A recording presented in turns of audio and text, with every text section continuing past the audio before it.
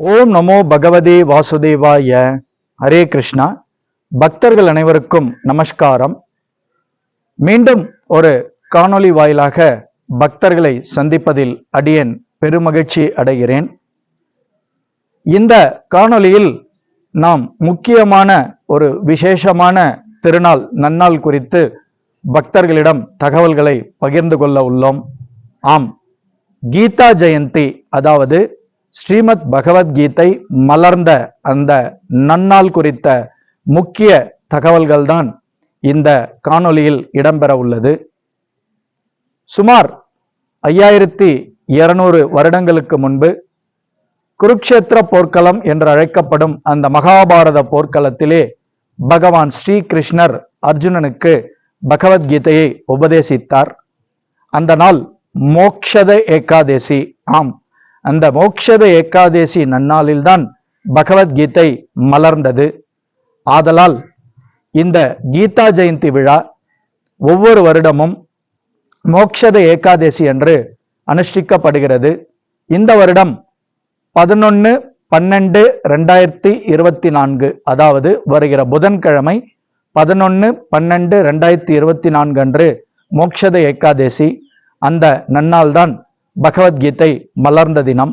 ஆதலால் இந்த தினத்தை பக்தர்கள் அனைவரும் விசேஷமாக கொண்டாட வேண்டும் என்கிற காரணத்தால் சில முக்கிய தகவல்களை பகிர்வதில் அடியேன் ஆனந்தம் அடைகிறேன்.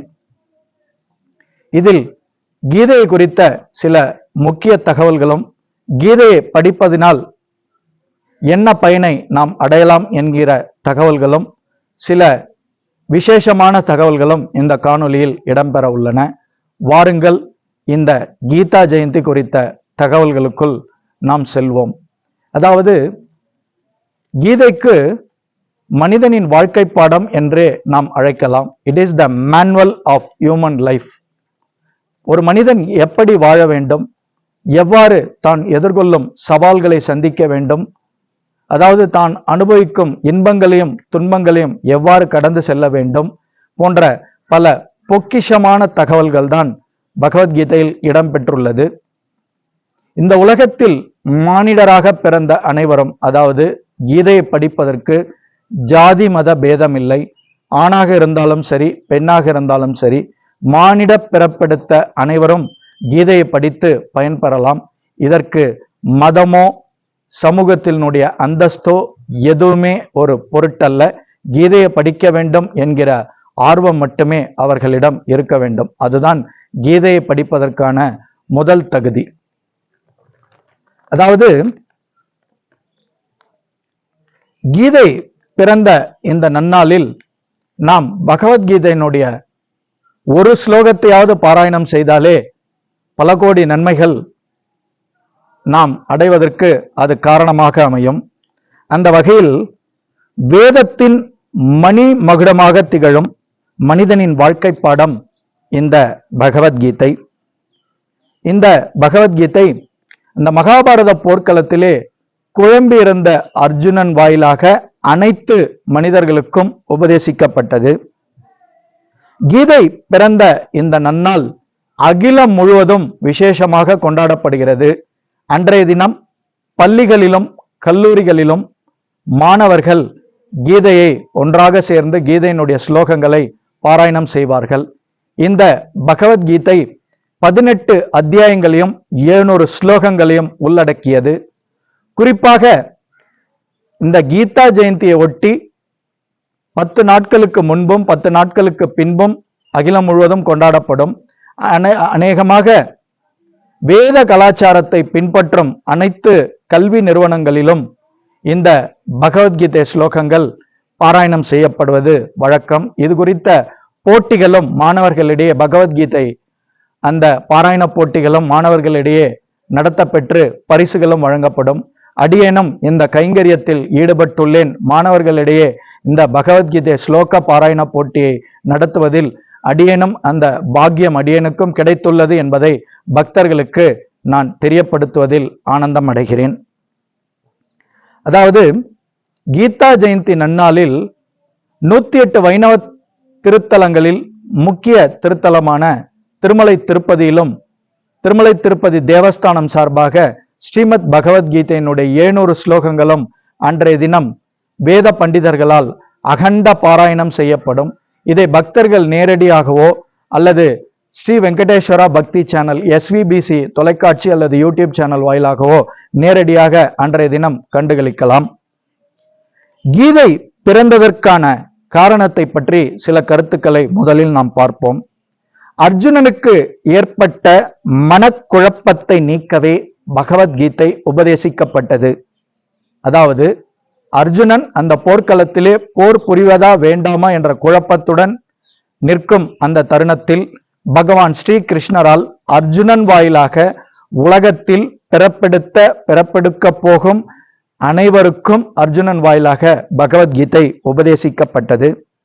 இதுதான் கீதை உபதேசிக்கப்பட்டதற்கான காரணமே. அடுத்ததாக கீதை படிப்பதற்கான தகுதி என்னவெனில், கீதையை படிப்பதற்கு ஜாதியோ மதமோ இனமோ எந்தவித பேதமும் இங்கு பாகுபாடு காட்டப்படுவதில்லை. கீதையை படிப்பதற்கு முக்கியமாக நமக்கு தேவை அந்த ஆர்வம். யார் வேண்டுமானாலும் கீதையை படிக்கலாம். வாழ்வின் உண்மை அர்த்தம் எது என அறிய பகவத்கீதை அனைவரும் படிக்க வேண்டும். அதாவது நாம் இந்த உலகத்தில் பிறப்பெடுத்ததற்கான காரணம் என்ன?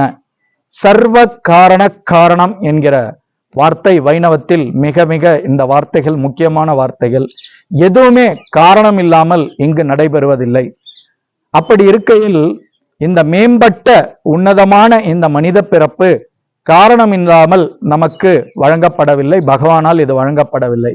அப்படிப்பட்ட இந்த உன்னதமான மானிட பிறப்பு ஒரு தற்காலிகமான பிறப்பே.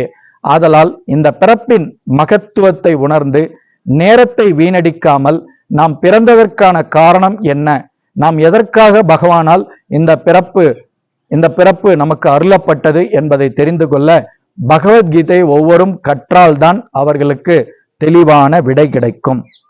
கீதையை படைப்பதற்கான முதல் தகுதி என்னவெனில், நாம் இந்த உடல் அல்ல, ஆத்மா.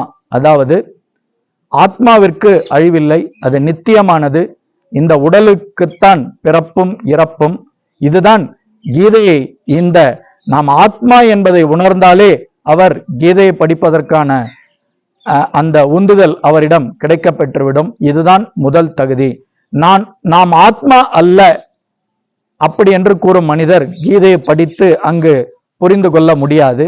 நாம் ஆத்மா, இந்த உடல் அல்ல என்பதை தெளிவாக அறிந்துள்ள மனிதனால் மட்டுமே கீதையை தெள்ளத் தெளிவாக புரிந்து கொள்ள முடியும்.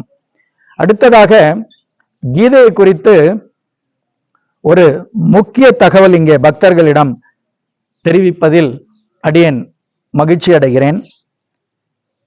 கீதையை கற்றால் சந்நியாசி வாழ்க்கை வாழ வேண்டும், அனைத்தையும் துறந்து விட வேண்டும் என்று தவறான பொருள் சில உரைகளிலும் சில மனிதர்களாலும் கற்பிக்கப்படுகிறது. அது முற்றிலும் தவறு. பகவான் ஸ்ரீ கிருஷ்ணர் அர்ஜுனன் வாயிலாக அனைவருக்கும் போதிக்கிறார். உனது கடமையை செய்து கொண்டே என்னை வழிபடு. உனது கடமையை எந்நேரத்திலும் எதற்காகவும் நிறுத்தாதே.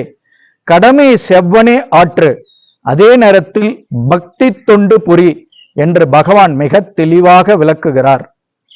ஆதலால் எந்த ஒரு மனிதரும் கீதையை படித்தால் நாம் அனைத்தையும் துறந்து விட வேண்டும் என்று தவறாக பொருள் கொள்ள வேண்டாம்.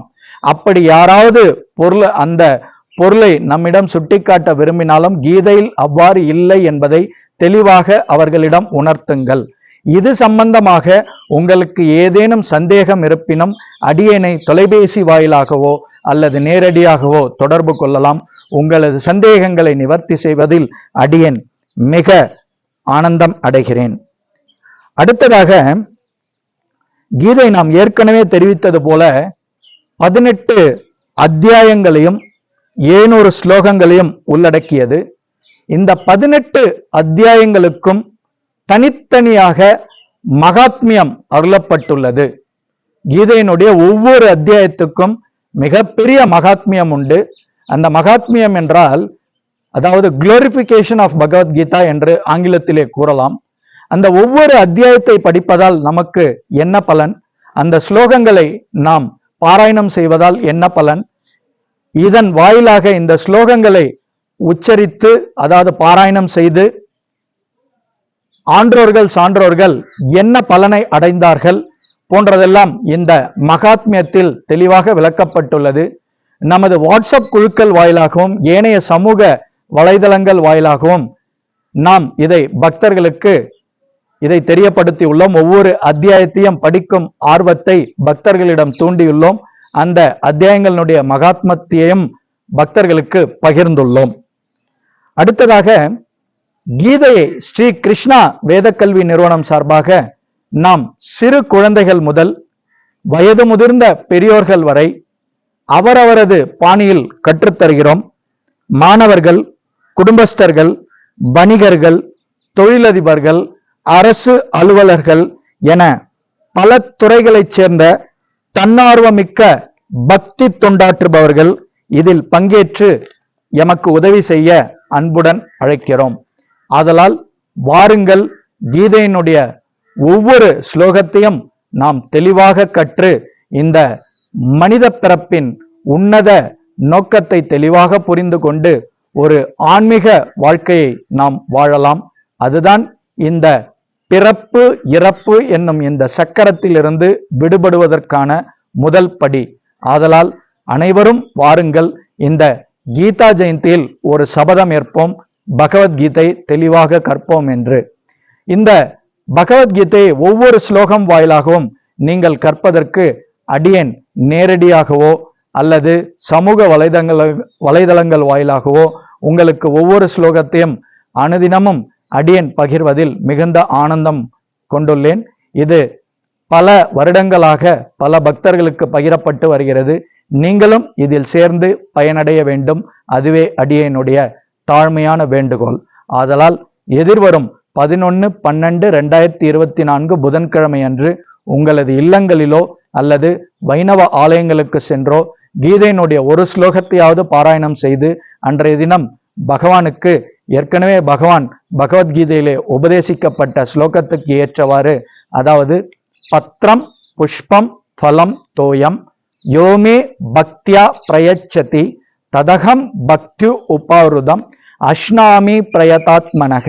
அதாவது பத்திரம் என்றால் துளசி, புஷ்பம் என்றால் பூ, பழம் என்றால் ஏதாவது ஒரு பழம், தோயம் என்றால் நீர். இந்த நான்கையும் பகவானுக்கு அன்றைய தினம் அர்ப்பணித்து பகவத்கீதையினுடைய ஸ்லோகத்தை நாம் பாராயணம் செய்தால் அவரது திருவருளுக்கு நாம் பாத்திரமாகுவது நிச்சயம். ஆதலால் இந்த கீதா ஜெயந்தியை பக்தர்கள் அனைவரும் விசேஷமாக கொண்டாட வேண்டும். அன்றைய தினம் பகவத்கீதையை தொடர்ந்து படிப்போம் என்ற சபதத்தை சிறியவர்கள் முதல் பெரியோர் வரை அனைவரும் ஏற்க வேண்டும் என்பதே அடியனுடைய தாழ்மையான வேண்டுகோள். அடுத்ததாக கீதையினுடைய 18 அத்தியாயங்களுடைய பெயர்களை இங்கே சமஸ்கிருத பெயர்களை வாசித்து அந்த ஒவ்வொரு அத்தியாயத்திற்கும் உண்டான ஒரு சிறு குறிப்பு இங்கே தருவதில் அடியேன் பெருமகிழ்ச்சி அடைகிறேன். ஏற்கனவே நாம் இந்த காணொலியின் முதற் பகுதியிலே கூறியது போல, தொடக்கத்திலே கூறியது போல, பகவத்கீதை 18 அத்தியாயங்களையும் 700 ஸ்லோகங்களையும் உள்ளடக்கியது. இதில் ஒவ்வொரு அத்தியாயத்தினுடைய பெயரையும் பார்ப்போம். முதலாவது அத்தியாயம் அர்ஜுன விஷாத யோகம், அதாவது அர்ஜுனனின் மனவேதனை குறித்து இந்த முதல் அத்தியாயம் தெளிவாக கூறுகிறது. அந்த மகாபாரத போர்க்களத்திலே யாரெல்லாம் கூடியிருக்கிறார்கள் என்கிற விவரத்தையும் இந்த முதல் அத்தியாயம் தெளிவாக விளக்குகிறது. சுருக்கமாக சொல்ல போனால் போர்க்களத்தினுடைய விவரிப்பு இந்த முதல் அத்தியாயத்தில் அடங்கியுள்ளது. அடுத்ததாக கீதையினுடைய மிக முக்கிய அத்தியாயம், அனைத்து அத்தியாயங்களும் மிக முக்கியம், இந்த அத்தியாயம் மிக மிக முக்கியம். அதுதான் பகவத்கீதையினுடைய 2வது அத்தியாயம். சாங்கிய யோகம் என்று இந்த அத்தியாயத்திற்கு பெயருண்டு. சாங்கிய யோகம் என்றால் கோட்பாடுகளின் சுருக்கம் அல்லது ஸ்ரீமத் பகவத்கீதையினுடைய உட்பொருள் சுருக்கம் என்று இந்த அத்தியாயத்தை நாம் அழைக்கலாம். சாங்கிய யோகம் என்றால் ஆங்கிலத்திலே the study of the relationship between the soul, the body and the universe என்று கூறுவார்கள். அதாவது சாங்கிய யோகம் என்றால் நம்முடைய ஆத்மாவிற்கும் இந்த உடலுக்கும் இந்த பிரபஞ்சத்துக்கும் உள்ள தொடர்பு என்ன என்பதை தான் சாங்கிய யோகம் தெளிவாக விவரிக்கிறது. ஆதலால் ஆத்மாவை குறித்த அடிப்படை கல்வியை, முதன்மையான கல்வியை, முக்கிய கல்வியை ஒவ்வொரு மனிதரும் இந்த ஞானத்தை அடைய வேண்டியது மிக மிக முக்கியம். அதற்கு கீதையினுடைய 2வது அத்தியாயம் 72 ஸ்லோகங்களை உள்ளடக்கியது. Yes, the second chapter of Gita, Bhagavad Gita, named as Sankhya Yogam, consists of 72 slokas. இந்த 72 ஸ்லோகங்களையும் கற்றாலே ஆத்மாவை குறித்த தெளிவான விளக்கம் ஒரு மனிதனுக்கு கிடைக்கப்பெறும். ஆதலால் சாங்கிய யோகம் என்று அழைக்கப்படும் இந்த பகவத்கீதையினுடைய 2வது அத்தியாயம் மிக மிக முக்கிய அத்தியாயம். அடுத்ததாக பகவத்கீதையினுடைய 3வது அத்தியாயத்திற்கு கர்மயோகம் என்று பெயர். அதாவது இந்த அத்தியாயம் சுருக்கமாக கூறப்போனால் சர்வம் கிருஷ்ணார்ப்பணம், அனைத்து வேலைகளையும் எவ்வாறு பகவானிடம் அர்ப்பணித்து அவருடைய திருவருளை பெற வேண்டும் என்று விளக்குகிறது. கர்மயோகம் என்று அழைக்கப்படும் இந்த 3வது அத்தியாயம் செயலின் அறத்தை குறித்து விளக்குகிறது. ஆம், செயலின் அறம், அதுவே இந்த அத்தியாயத்தினுடைய பெயர். அடுத்ததாக பகவத்கீதையினுடைய 4வது அத்தியாயத்தை குறித்து காண்போம். இந்த அத்தியாயத்தினுடைய பெயர் ஞான கர்ம சந்நியாச யோகம். ஞான கர்ம சந்நியாச யோகம் அப்படி என்றால் அறிவரம் குறித்து விளக்குகிறது. அறிவரத்தை குறித்து விளக்குவதே இந்த பகவத்கீதையினுடைய 4வது அத்தியாயம். அடுத்ததாக பகவத்கீதையினுடைய 5வது அத்தியாயத்தை பற்றி காண்போம். இந்த அத்தியாயத்தினுடைய பெயர் கர்ம சந்நியாச யோகம். அதாவது கர்ம சந்நியாச யோகம் என்று பெயரிடப்பட்டிருக்கும் இந்த 5வது அத்தியாயம் சுருக்கமாக கூறப்போனால் துறவின் அறம் குறித்து விளக்குகிறது. ஆம், இந்த அத்தியாயத்திற்கு தமிழிலே துறவின் அறம் என்று பெயர் சூட்டப்பட்டுள்ளது. அடுத்ததாக பகவத்கீதையினுடைய 6வது அத்தியாயத்தை குறித்து காண்போம். இந்த 6வது அத்தியாயத்தின் பெயர் தியான யோகம். ஆம், பகவத்கீதையினுடைய 6வது அத்தியாயத்தின் பெயர் தியான யோகம். அதாவது தமிழிலே தன்னடக்கத்தின் அறம் என்று கூறலாம். தன்னடக்கத்தின் அறம் என்று இந்த அத்தியாயத்தை தமிழிலே அழைக்கலாம். அடுத்ததாக பகவத்கீதையினுடைய 7வது அத்தியாயத்தை பற்றி காண்போம். பகவத்கீதையினுடைய 7வது அத்தியாயத்தின் பெயர் ஞான விஞ்ஞான யோகம். ஞான விஞ்ஞான யோகம், இதுதான் பகவத்கீதையினுடைய 7வது அத்தியாயத்தினுடைய சமஸ்கிருத பெயர். இதற்கு தமிழிலே பகுத்தறிவின் அறம். ஆம், பகுத்தறிவின் அறம் என்று தமிழிலே பகவத்கீதையினுடைய 7வது அத்தியாயம் அழைக்கப்படுகிறது. அடுத்தது பகவத்கீதையினுடைய 8வது அத்தியாயத்தை பற்றி காண்போம். 8வது அத்தியாயத்தினுடைய பெயர் அக்ஷர பரபிரம்ம யோகம். அக்ஷர பரபிரம்ம யோகம் என்று பகவத்கீதையினுடைய 8வது அத்தியாயம் சமஸ்கிருதத்திலே அழைக்கப்படுகிறது. இந்த அத்தியாயத்திற்கு பகவத்கீதையினுடைய 8வது அத்தியாயத்தினுடைய தமிழ் பெயர் பரம்பொருளில் அர்ப்பணிப்பின் அறம். பரம்பொருளில் அர்ப்பணிப்பின் அறம். அடுத்ததாக பகவத்கீதையினுடைய 9வது அத்தியாயத்தினுடைய சமஸ்கிருத பெயரை காணலாம். ராஜ வித்யா ராஜகுய யோகம். ராஜ வித்யா ராஜகுய யோகம் என்பதே ஸ்ரீமத் பகவத்கீதையினுடைய 9வது அத்தியாயத்தின் சமஸ்கிருத பெயர். தமிழிலே இந்த 9வது அத்தியாயத்திற்கு சிறந்த அறிவு மற்றும் பெரும் புதிரின் அறம் என்ற பெயர் சூட்டப்பட்டுள்ளது. சிறந்த அறிவு மற்றும் பெரும் புதிரின் அறம் என்கிற பெயரே, தமிழ் பெயரே பகவத்கீதையினுடைய 9வது அத்தியாயத்திற்கு சூட்டப்பட்டுள்ளது. அடுத்ததாக பகவத்கீதையினுடைய 10வது அத்தியாயத்தை பற்றி காண்போம். இந்த 10வது அத்தியாயத்தினுடைய பெயர் விபூதி யோகம். விபூதி யோகம் என்று அழைக்கப்படுகின்றது. விபூதி யோகம் என்கிற இந்த 10வது அத்தியாயத்தினுடைய சமஸ்கிருத பெயரை தொடர்ந்து தமிழ் பெயரை காண்போம். தெய்வீக மாட்சிமையின் அறம். தெய்வீக மாட்சிமையின் அறம் என்பதே பகவத்கீதையினுடைய 10வது அத்தியாயத்தின் தமிழ் பெயர். அடுத்ததாக பகவத்கீதையினுடைய 11வது அத்தியாயத்தை பற்றி காண்போம். விஸ்வரூப தரிசன யோகம் என்பதே பகவத்கீதையினுடைய 11வது அத்தியாயத்தின் பெயர். விஸ்வரூப தரிசன யோகம். தமிழிலே இந்த 11வது அத்தியாயத்தினுடைய பெயர் அண்ட பெருவடிவ காட்சி.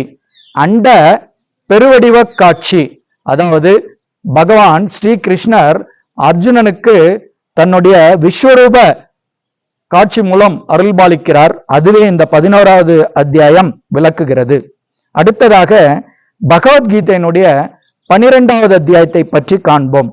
12வது அத்தியாயத்தினுடைய பெயர் பக்தி யோகம். ஆம், பகவத்கீதையினுடைய 12வது அத்தியாயத்தின் பெயர் பக்தி யோகம். தமிழிலே பக்தி யோகம் அல்லது நம்பிக்கையின் அறம் என்று இந்த 12வது அத்தியாயத்தை நாம் அழைக்கலாம்.